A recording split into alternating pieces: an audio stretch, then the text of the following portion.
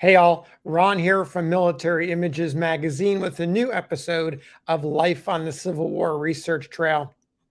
I had some comments in recent days asking for more profiles of Confederate soldiers and Confederate generals. And it just so happens that I also had an email about the individual pictured here. So he's a Confederate, and I'm going to talk about him. I actually researched his life a few months ago for an issue of Military Images magazine.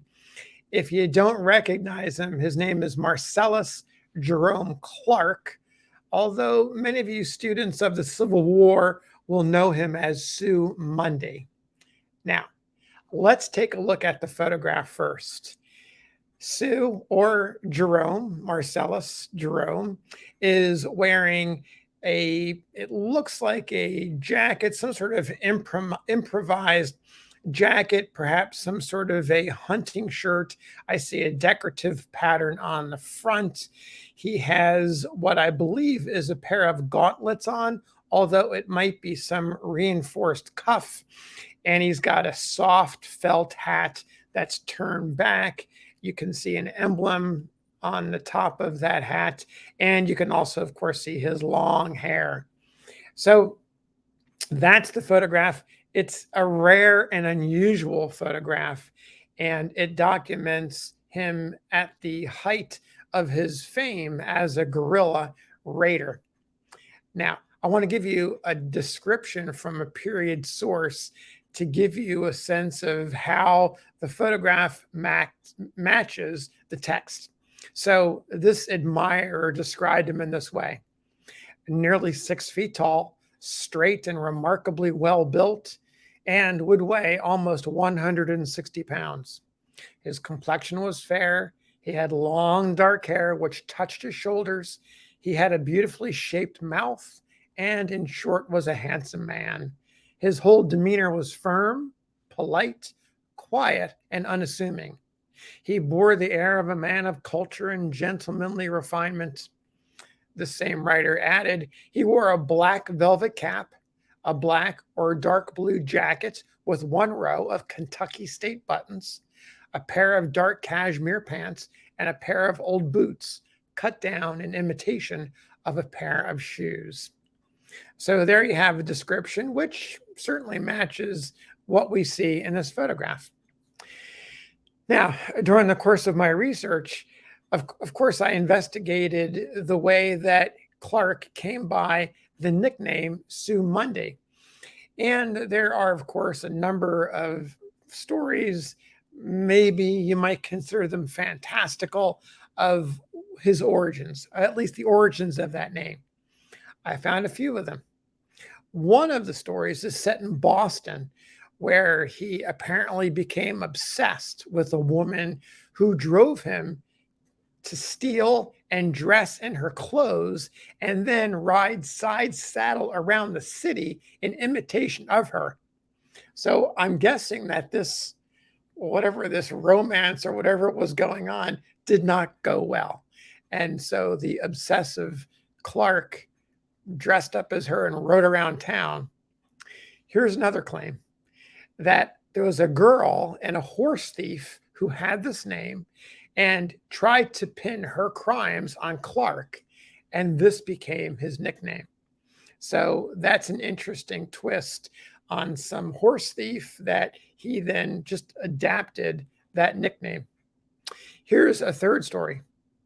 This version of it takes place while he was a Confederate soldier, and in camp on a May Day celebration, the soldiers voted Clark as the Queen of the May on account of his delicate features and his long hair.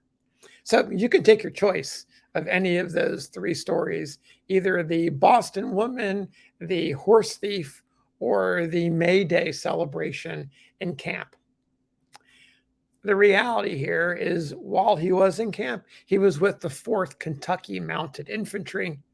If you look at his service record, it lists him as being surrendered at Fort Donelson in 1862 and promptly escaping from Camp Morton in Indianapolis, where he was sent following his capture.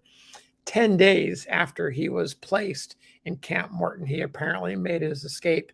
And then he disappears. As far as I could find, he disappears from the record until early 1864. So there's approximately a year and a half, a little bit more than that, in a gap between his Confederate service and then when he surfaces in early 1864 with the 15th Kentucky Cavalry, reportedly rode with John Hunt Morgan's command for a time, wounded and left behind at Cynthiana during Morgan's 1864 Kentucky raid. Clark then reemerges as an irregular, a guerrilla. He goes on to spread fear throughout parts of Kentucky. That is until federal troops ended his reign of terror in 1865. He was apparently captured after a shootout with Wisconsin soldiers, then hauled off to Louisville, where he was convicted in a drumbeat court-martial and hanged March 15th, 1865, just in the waning weeks of the war.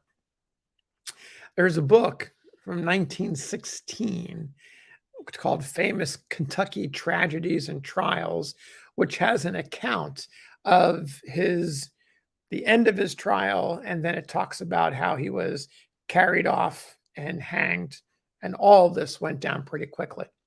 So I'm going to read this to you. Here we go. The condemned man, that's Clark or Sue Mundy, was conveyed from military prison in a carriage accompanied by his spiritual advisor under a strong guard. They arrived at the place of execution about 4:15, preceded by martial music.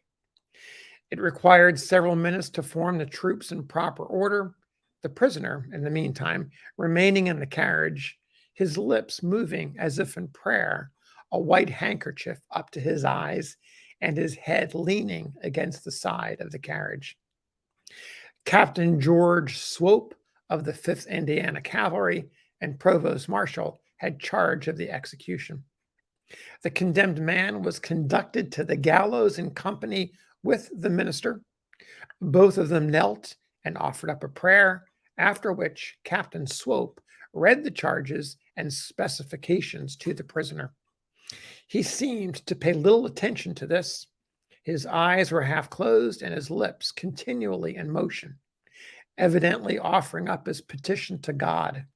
Lord, have mercy upon my poor soul, seemed from his lips to have been his prayer. He was asked if he had anything to say to make it known. He directed his remarks to his spiritual advisor in a very low voice. He said, I am a regular Confederate soldier and have served in the Confederate Army for 4 years. I fought under General Buckner at Fort Donelson and belonged to General Morgan's command when he entered Kentucky. I have assisted and taken many prisoners and have always treated them kindly. I was wounded at Cynthiana and cut off from my command. I have been in Kentucky ever since. I could prove that I am a regular Confederate soldier, and I hope in and die for the Confederate cause. A white cap was placed over his face, and at the word 3, the prop was pulled from under the trap. The fall was not more than 3 feet, and it did not break his neck. He was choked to death. His sufferings were of short duration. Thus ended the career of the notorious Sue Mundy. He was captured on Sunday, taken to Louisville on Monday, tried on Tuesday, and executed on Wednesday, all of the same week. His body was left hanging for about 20 minutes before it was cut down. Immediately, a crowd gathered around it. Some were trying to cut off a button, while others were trying to get a piece of the rope as a memento. A rumor was started that his jacket contained a lot of greenbacks, carefully sewed in the lining. Before he was placed in the coffin, a general search was instituted, but nothing was found.